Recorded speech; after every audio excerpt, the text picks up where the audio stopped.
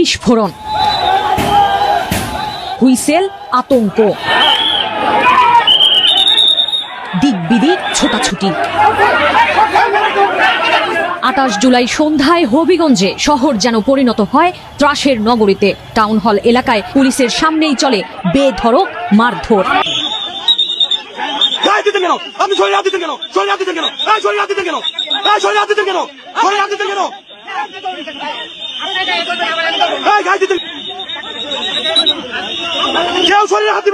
মাত্র 2 মাস আগে 22 মে 2026 বিএনপিকে উদ্দেশ্য করে এনসিপি নেতা আসিফ মাহমুদ বলেছিলেন, ভায়োলেন্স চাইলে আমাদের থেকে বেশি কেউ পারবে না।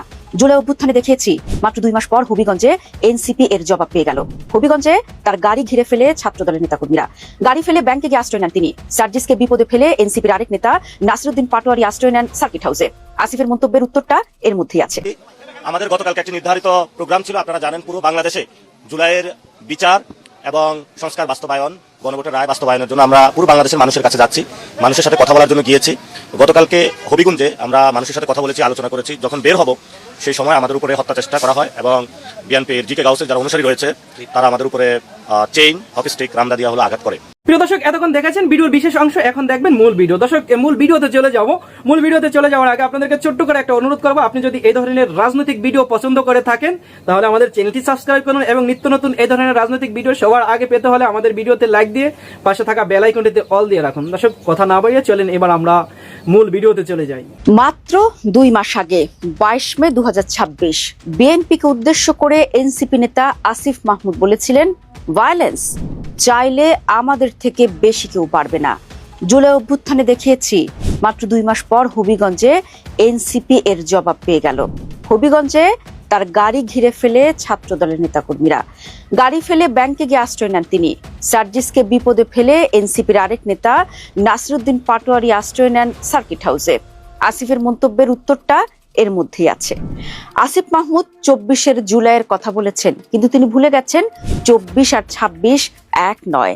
24 দেশের সব মানুষ আন্দোলনে নেমেছিল একটা ফ্যাসিবাদী শাসনের অবসানের জন্য। সেই ফ্যাসিস্ট সরকার যেখানে নেই সেখানে তারা আজ কেন আবার আসিফের ডাকে রাস্তায় নামবে? আসিফের নিজের দলেই তো সেই ঐক্য নেই। জুলাইয়ের মাস্টারমাইন্ড নামে পরিচিত মাহফুজ আলম আলাদা প্রতিষ্ঠান খুলেছেন অল্টারনেটিভস নামে। তাদের সাথে থাকা প্রগতিশীলরা আলাদা সংগঠন করেছেন এনপিএ নামে। অন্যদের কথা আর কি বলবো, স্বয়ং নাসিরউদ্দিন পাটোয়ারি বিপদের মুখে সার্জিস আলমকে ফেলে রেখে একা একা সার্কিট হাউসে গিয়ে আশ্রয় নিলেন। ঠিক 2 মাস আগেও একই ঘটনা ঝিনাইদহে, সেখানেও একই প্যাটার্ন। সমাবেশে বিএনপির বিরুদ্ধে উস্কানিমূলক বক্তব্য, এরপর হামলা। ঝিনাইদহের স্ক্রিপ্টটাই হবিগঞ্জে কপি পেস্ট হয়েছে। এনসিপির উপর এই হামলা শুরু আজ থেকে নয়। 2025 সালের 4 মে গাজীপুরে হাসনাত আব্দুল্লাহর গাড়িতে হামলা হয়। 2025 সালের 3 জুন বেনাপোলে হামলা হয় নাসিরউদ্দিনের উপর।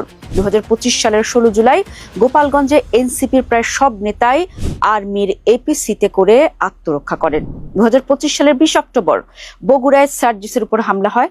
আর এখন 2026 সালের মে মাসে ঝিনাইদহ আর জুলাই মাসে হবিগঞ্জ। মানে প্রতি 2-3 মাস পর পর একই ঘটনা ঘটছে। এবার একটু পেছনে ফিরে তাকাই, এখানেই পাশার দান উল্টে যায়। 18 সেপ্টেম্বর 2024 ঢাকা বিশ্ববিদ্যালয়ের ফজলুল হক মুসলিম হল, মানসিক ভারসাম্যহীন তোফাজ্জল হোসেনকে চোর সন্দেহে পিটিয়ে হত্যা করা হয়। একই রাতে জাহাঙ্গীরনগরে শামীম আহমেদকে পিটিয়ে হত্যা। তখন সারা দেশে প্রশ্ন উঠেছিল, যারা বৈষম্যের বিরুদ্ধে লড়াই করলো, যারা দ্বিতীয় স্বাধীনতার কথা বলছে, তারা কি করে একের পর এক পিটিয়ে মানুষ হত্যা করছে? তখনই এই ছাত্র তরুণরাই ছিলেন ক্ষমতার কাছাকাছি। নাহিদ আসিফ ছিলেন উপদেষ্টা। তখন তাদের বিরুদ্ধে অভিযোগ ছিল তারা আইন নিজের হাতে তুলে নিচ্ছেন। আইন ও সালিশ কেন্দ্র আস্ক বলছে 2024 সালে মব সহিংসতায় নিহত 128 জন, 2025 সালে নিহত 197 জন।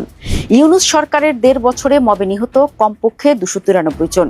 মানবাধিকার সংস্কৃতি ফাউন্ডেশন বলছে শুধু 2025 সালের মে মাসে 32 জন নিহত। এটাই ছিল 1 মাসের সর্বোচ্চ, এবং ঠিক তখনই পাশার দান উল্টে যায়। এনসিপি বা ছাত্ররা যখন মবের চূড়ান্ত পর্যায়ে, তখন তাদেরই বিরুদ্ধে হামলা শুরু হয়। ওই মে মাসে প্রথমবারের মতো হামলার শিকার হন হাসনাত আব্দুল্লাহ, যিনি এখন এমপি। এরপর থেকে একের পর এক এনসিপির অনেক নেতাই মবের শিকার হয়েছেন। যারা তখন মবকে মব জাস্টিস বলেছেন, তারাই এখন মবের বিচার চাইছেন। একই ঘটনা শিবিরের সাথেও হয়েছে। শিবিরের বিরুদ্ধেও মবের অভিযোগ ছিল, এমনকি ছাত্র দলও অভিযোগ করেছে। এখন শিবিরও মবের বিচার চাইছে। ইতিহাস খেলতে ভালোবাসে, শুধু খেলোয়াড় পাল্টে যায়। সে যাই হোক, যা বলছিলাম, আসিফ মাহমুদের কথা দিয়ে শুরু করেছিলাম। এনসিপি বলছে জুলাইয়ের মতো প্রতিরোধ গড়ে তুলবে, কিন্তু জুলাইয়ের মানুষরা তো সবাই এনসিপির সাথে নাই। মনে রাখা দরকার, এনসিপি জুলাই করেনি, এনসিপি জুলাইয়ের ফসল। সে কারণে জুলাইয়ের আন্দোলনের মানুষরা এখন আর আগের মতো তাদের পাশে দাঁড়াচ্ছে না। কারণ তিনটা। প্রথমত, জোট করে দলে ভাঙ্গন। জামায়াতের সাথে 11 দলীয় জোট করার পর এনসিপি ভেঙে গেছে। সৈয়দা নীলিমা দুলা পদত্যাগ করেছেন, তাসনিম যারা পদত্যাগ করেছেন, দলের শীর্ষ নারী নেত্রীরা প্রায় সবাই দল ছেড়ে গেছেন। দ্বিতীয়ত, মাস্টার মাইন্ডের প্রস্থান। জুলাইয়ের মাস্টার মাইন্ড হিসেবে পরিচিত মাহফুজ আলম এনসিপিতে যোগ দেননি। তিনি অল্টারনেটিভস নামে নতুন প্ল্যাটফর্ম করেছেন। তার সাথে আছেন এনসিপির সাবেক নেত্রী তাজনুবা জাবিন সহ অনেকেই। তৃতীয়, বামদের প্রস্থান। যারা বাম প্রগতিশীল ছিল তারা নেটওয়ার্ক ফর পিপলস অ্যাকশন বা এনপিএ নামে নতুন দল করেছে। সেখানে গেছেন এনসিপির অনিক রায়, বৈষম্য বিরোধী ছাত্র আন্দোলনের সাবেক সমন্বয়ক নাজিফা জান্নাতরা। অনেকে বিএনপিতেও যোগ দিয়েছেন। তারা বলেছেন মূল আদর্শ থেকে বিচ্যুত হওয়ায় দল ছেড়েছে। ফলে 2024 সালের যে বিশাল ঐক্য ছিল তা এখন 10-12 টুকরো। এনসিপি এখন আর গণ আন্দোলনের দল নয়, একটি ছোট দলে পরিণত হয়েছে। জাতীয় কারণের সাথে হবিগঞ্জের লোকাল কারণও আছে। এক, পুলিশকে হুমকি। এই হবিগঞ্জে গত জানুয়ারিতে বৈষম্য বিরোধী ছাত্র আন্দোলনের জেলা সদস্য সচিব মাহাদি হাসান পুলিশকে হুমকি দিয়েছিলেন। ভিডিওতে তিনি বলেন, বানিয়াচং থানা কিন্তু আমরা পুড়িয়ে দিয়েছিলাম, এসআই সন্তোষকে কিন্তু জ্বালাই দিয়েছিলাম। পুলিশ তাকে আটক করে। এই ভিডিও হবিগঞ্জের সাধারণ মানুষ ভালোভাবে নেয়নি। 2, তাহেরি হুজুর। হবিগঞ্জ 4 আসনে তাহেরি হুজুরের বিশাল সমর্থন আছে। তিনি বাংলাদেশ ইসলামী ফ্রন্ট থেকে নির্বাচন করেন। তিনি জামায়াত এনসিপি বিরোধী। তার সমর্থকরা মনে করে এনসিপি তাদের জায়গা দখল করতে এসেছে। 3, রেজা কিবরিয়া। হবিগঞ্জ 1 আসনে রেজা কিবরিয়ার বাড়ি। তিনি বিএনপি থেকে এবার 1,11,000 ভোট পেয়ে এমপি হয়েছেন। তার সাথে এনসিপির পুরনো বিরোধ আছে। তার কর্মীরা হবিগঞ্জে শক্তিশালী। 4, দুর্নীতি। এনসিপি নেতাদের বিরুদ্ধে দুর্নীতির শত শত অভিযোগ। মানুষের মুখে মুখে একটাই কথা, জুলাইয়ের আগে যারা টিউশনি করে চলতো তারা এখন শত কোটি টাকার মালিক হলো কিভাবে? এই প্রশ্নের উত্তর এনসিপি দিতে পারেনি। 5, নির্বাচন। সামনে স্থানীয় সরকার নির্বাচন। হবিগঞ্জে এখন প্রতিটি ইউনিয়নে লড়াই। বিএনপি, জামায়াত, ইসলামী ফ্রন্ট কেউ কাউকে 1 ইঞ্চি জায়গা ছাড়বে না। তাহলে পাশার দান কেন উল্টালো? শুধু ক্ষমতার পালাবদল বললে ভুল হবে। আগেই বলেছিলাম, এনসিপি নেতারা যখন মন্ত্রিসভায় ছিল তখন মবের মাধ্যমে 293 জন মানুষ মারা গেছে। এনসিপি তখন এটাকে মব জাস্টিস বলে জাস্টিফাই করেছিল। আজকে বিএনপি সহ বিভিন্ন পক্ষ ওই একই ফর্মুলায় এনসিপিকে তাড়ানোর চেষ্টা করছে। খেলা কি, শুধু খেলোয়াড় আলাদা। বিস্ফোরণ, হুইসেল, আতঙ্ক, দিকবিদিক ছোটাছুটি। 28 জুলাই সন্ধ্যায় হবিগঞ্জে শহর যেন পরিণত হয় ত্রাসের নগরীতে। টাউন হল এলাকায় পুলিশের সামনেই চলে বেধড়ক মারধর। জেলা সার্কিট হাউসের ভেতর ভাঙচুর করা হয় একটি মাইক্রোবাস। গাড়ির চালক আকুতি মিনতি করেও রক্ষা করতে পারেননি তার বাহনকে। বাধা দিতে গিয়ে পিটুনির শিকার হন তিনি। হামলায় আহত হয়েছে বেশ কয়েকজন নেতাকর্মী। তাদের মধ্যে আছেন জাতীয় নাগরিক পার্টি এনসিপির নেতা সার্জিস আলম। তার দাবি, শহরের টাউন হলের সামনে পদযাত্রা শেষে ফেরার পথে নাসির উদ্দিন পাটোয়ারি ও তার গাড়ি বহরে স্থানীয় ছাত্রদল নেতাকর্মীরা অতর্কিত হামলা চালায়। পরে তাদেরকে রাখা হয় অবরুদ্ধ করে। আহত 7-8 জন ভাইকে নিয়ে সদর হাসপাতালের দিকে যাইতেছিলাম তাদের চিকিৎসার জন্য। তখন সদর হাসপাতালের সামনে ওই 24শে জুলাইয়ের সময় যেমন খুনি বাহিনী যেভাবে আক্রমণ করছিল হাসপাতালের গেটে, ঢাকা মেডিকেলের গেটে, ওইভাবে আমাদেরকে খুনি বাহিনী এইখানে ছাত্রদল যুবদলের সন্ত্রাসী ক্যাডাররা, জিকে গাউসের ক্যাডাররা, তারা আমাদেরকে আক্রমণ করে হাসপাতালে পর্যন্ত ঢুকতে দেয় নাই। এখন আমি যখন আমার ভাইদের নিয়ে যাচ্ছিলাম তারা আমার হাতে পর্যন্ত রড দিয়ে বাড়ি মারছে, ইট মারা শুরু করে, এরপরে রড থেকে শুরু করে যত ধরনের তাদের লাঠি, সোটা, এগুলো তারা মারা শুরু করে।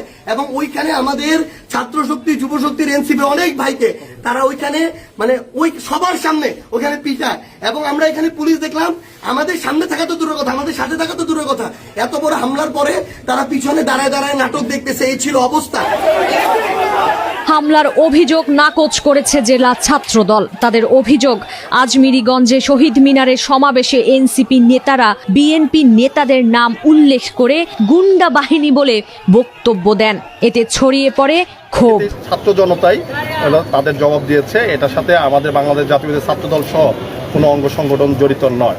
আপনারা জানেন যে তারা আমাদের যে সাংগঠনিক অভিভাবক, আপনার বিএনপির চেয়ারপারসন দেশনায়ক জনাব তারেক রহমানকে নিয়ে বিভিন্ন জেলায় বিভিন্ন ধরনের বক্তব্য দিচ্ছে, এবং আজকে তারেক রহমান সহ আমাদের মাননীয় হুইপ আলহাজ্জিকে গোলবাইকে নিয়েও কিন্তু বক্তব্য দিয়েছে। এইটা বাংলাদেশ জাতীয়তাবাদী ছাত্রদল সহ বিএনপির বিভিন্ন অঙ্গ সংগঠন ধৈর্য ধরেছে, কিন্তু সাধারণ জনতা ধৈর্য ধরে নেয় আমার মনে হয়। কিন্তু এর পিছনে কোনো সংগঠনের যুগসত্য আছে কি না সারা বাংলাদেশে আপনারা জানেন যে একটি সংগঠনের নারী ঘটিত ঘটনাকে ধামাচাপা দিয়ে কারণে এটা সাজানো নাটক হতে পারে বলে আমার বিশ্বাস। এটা আরও ভিতরে ঢুকলে আপনারা এটা সত্যতা পাবেন। হবিগঞ্জ সদর মডেল থানার ওসি জাহিদ হোসেন জানান, এনসিপির পদযাত্রা শেষে ছাত্র দলের নেতারা বিক্ষোভ করেন। উত্তেজনা দেখা দিলে এনসিপির নেতাদের উদ্ধার করে পৌঁছে দেওয়া হয় সার্কিট হাউসে। প্রিয় দর্শক, আমাদের আজকের ভিডিও সংক্রান্ত আপনার মূল্যবান মতামত অবশ্যই আমাদের কমেন্ট সেকশনে লিখে যাবেন। দর্শক, ভিডিও শেষ করে দিচ্ছি, দেখা হবে পরের কোনো ভিডিওতে। যাওয়ার আগে ছোট্ট করে একটা কথা বলবো, আপনি যদি আমাদের চ্যানেলে নতুন হয়ে থাকেন তাহলে সাবস্ক্রাইব করে পাশে থাকা বেল আইকনটিতে অল দিয়ে রাখুন। দর্শক, এতক্ষণ আমাদের সাথে থাকার জন্য আপনাকে অসংখ্য ধন্যবাদ। আল্লাহ হাফেজ।